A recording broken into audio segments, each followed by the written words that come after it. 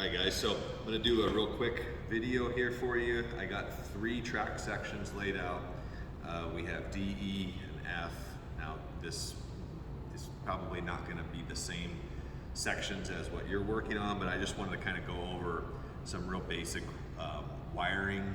I'll call them a wiring cheat or a hack. And the first thing we will do here real quick is we'll take our dog bones. They have little tabs on the bottoms. I just snip those guys off, and it doesn't matter if you barely snip them or if you take a big chunk like that out of them, okay? Doesn't really matter. That's gonna be, that side is down. You can see how that join those pieces together. This just helps align them, helps fit them. Your track should already be mounted to your table by this point, but if it's not, then we're just kind of doing a quick crash course on that. So what we're going to do here is typically we would run a bus bar or a junction block or a push lock, as we call the ones that we offer. We would run 2 of those at each split, okay? And you would take your power tap wires, which these I've pre-made. We're going to be focusing on the blue lane, which we like to use for negative. We use black. Positive on the blue lane, we will use blue.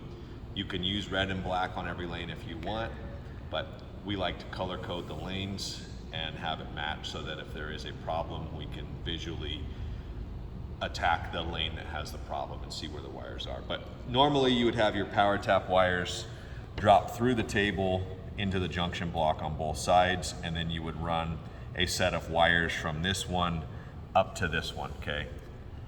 That is like the traditional method. You really don't need to do that if it's like a really small track.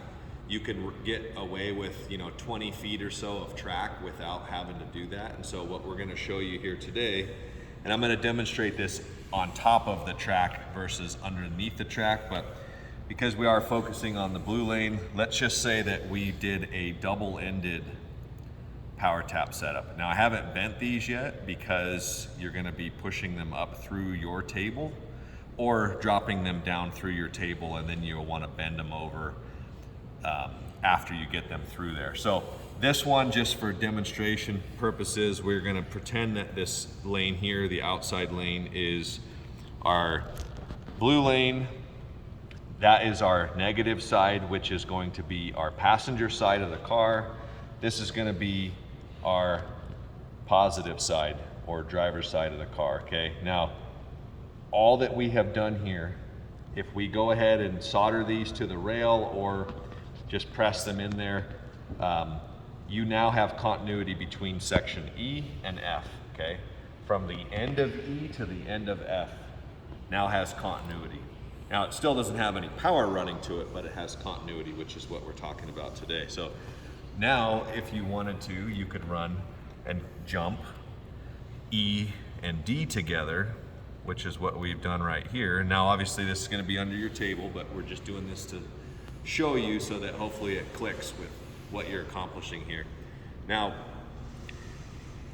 this end here is actually where if you wanted to put power to this, you would run a bus bar or a terminal block, and you would run these into it, and then out of it, you will run a group of wires back to your driver's station for the blue lane, okay? When you run them back to your driver's